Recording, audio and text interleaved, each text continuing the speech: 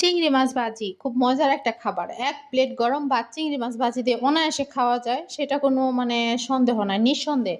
আর যারা ধরেন আপনারা হোস্টেলে থাকেন, বাইরে থাকেন, মেসে থাকেন তারা খুব সহজে এই মাছ আরকি ভাজিগুলাই করে খেতে পারবেন এবং দেখা যায় যে নষ্টও কম হয়। আপনি চিংড়ি মাছ যদি খুব সুন্দর করে ভাজি করেন দেখা যাবে আপনার আম ১ দিন পুরো দিন আপনার ফ্রিজ ছাড়া রাখতে পারবেন। কোনো সমস্যা হবে না। আচ্ছা, ১ম এ আমি চিংড়ি মাছগুলো খুব ভালো কেটে-কুটে ভালো করে ধুয়ে নিলাম। হলুদ, মরিচ, ধনিয়ার গুঁড়া দিলাম, লবণ দিলাম। তারপর খুব সুন্দর করে মিক্সড করে তারপর তেলগুলা গরম করে নিলাম। গরম করে তারপর তেলের মধ্যে যে আস্তে, আস্তে করে দিয়ে দিলাম।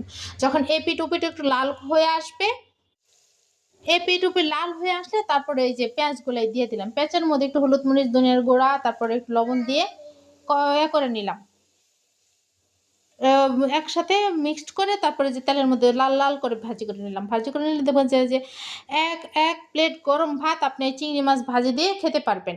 খুব মজার একটা খাবার চিংড়ি মাছ ভাজি।